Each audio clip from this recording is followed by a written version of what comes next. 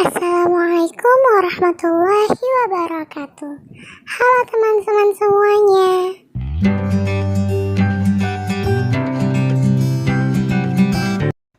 Di video kali ini, saya akan membahas materi tentang pembinaan profesi guru. Yuk teman-teman, mari disimak penjelasannya.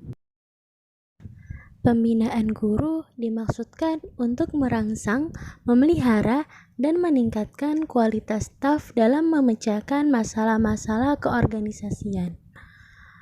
Selanjutnya dikatakan juga bahwa pengembangan guru berdasarkan kebutuhan institusi adalah penting. Namun hal yang lebih penting adalah berdasar kebutuhan individu guru untuk menjalani proses profesionalisasi. Karena substansi kajian dalam konteks pembelajaran selalu berkembang dan berubah menurut dimensi ruang dan waktu.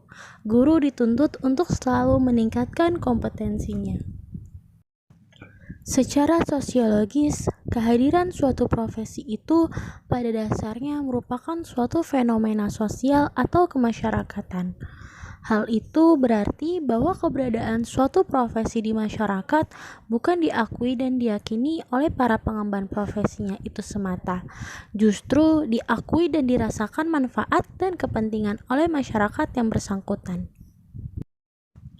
Untuk berkembangnya peran dan fungsi suatu profesi guru membutuhkan pengakuan dari bidang-bidang profesi lain yang telah berada di masyarakat, terutama yang wilayah bidang garapan pelayanannya sangat mirip dan bertautan.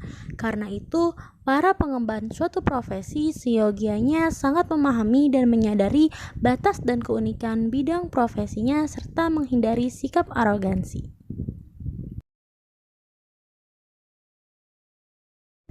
Pengakuan dan penghormatan antar bidang profesi akan tercipta dan terjamin jika masing-masing pengemban berbagai bidang profesi mematuhi kode etiknya.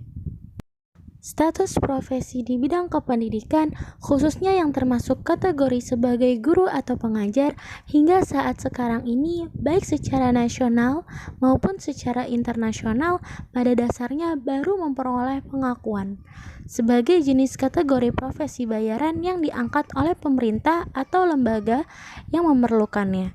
Dengan demikian, profesi keguruan masih belum memperoleh pengakuan sebagai suatu profesi yang bersifat mandiri, seperti notaris, dokter, psikolog, dan lain sebagainya.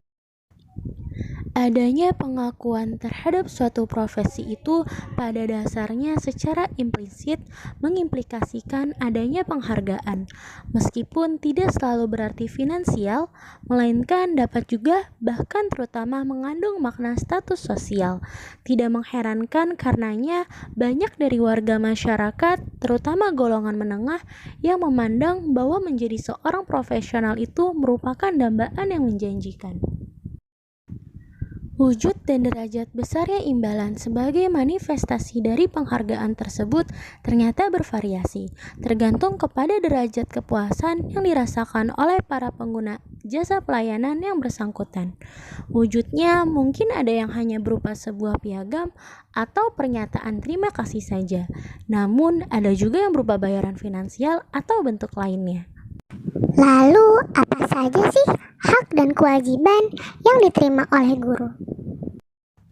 Dalam Undang-Undang Guru dan Dosen Nomor 14 Tahun 2005, pada bagian kedua tentang hak dan kewajiban, pasal 14 disebutkan bahwa dalam melaksanakan tugas keprofesionalan, guru berhak 1.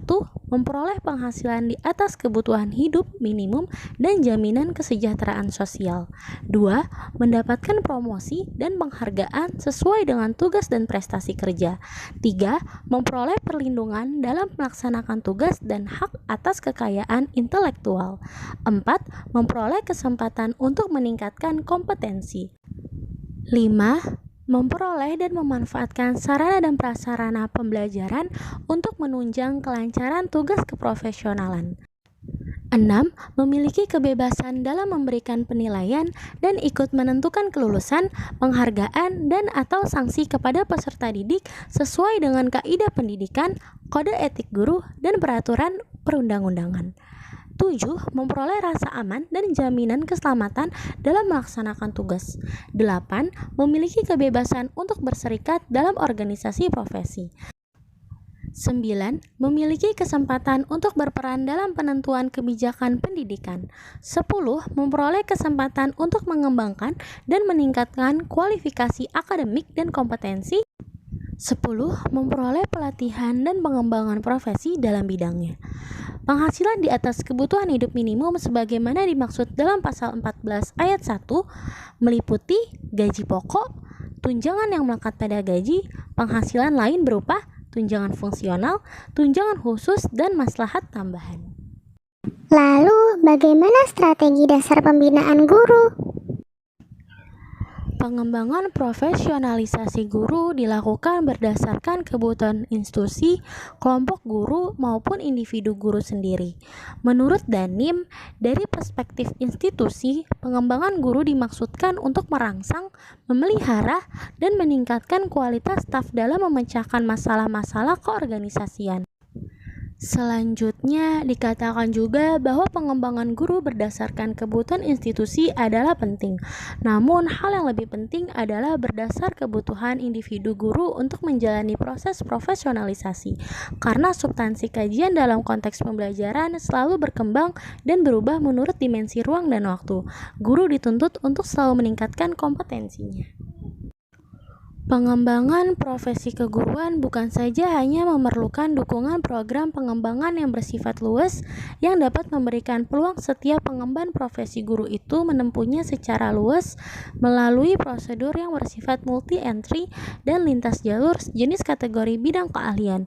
Juga paket-paket programnya seyogianya dikembangkan secara luas pula, sehingga memberikan peluang kemudahan prosedural dan juga memberikan dorongan yang menggairahkan kepada guru untuk melakukan upaya pengembangan keprofesiannya secara berkelanjutan dengan cara yang bervariasi. Banyak cara yang dilakukan oleh guru untuk menyesuaikan dengan perubahan, baik itu secara perorangan, kelompok, atau dalam satu sistem yang diatur oleh lembaga. Mulyasa menyebutkan bahwa pengembangan guru dapat dilakukan dengan cara on-the-job training dan in-service training. Lalu, apa saja model-model yang efektif untuk pengembangan kemampuan profesional guru? Beberapa model pengembangan guru sengaja dirancang untuk menghadapi pembaharuan pendidikan. Kandel mengemukakan model-model efektif pengembangan kemampuan profesional guru, yaitu model mentoring, model ilmu terapan atau model dari teori ke praktek, dan model inquiry atau model reflektif. Model mentoring adalah model di mana berpengalaman merilis pengetahuannya atau melakukan aktivitas mentor pada guru yang kurang berpengalaman. Model ilmu terapan berupa perpaduan antara hasil-hasil riset yang relevan dengan kebutuhan-kebutuhan praktis.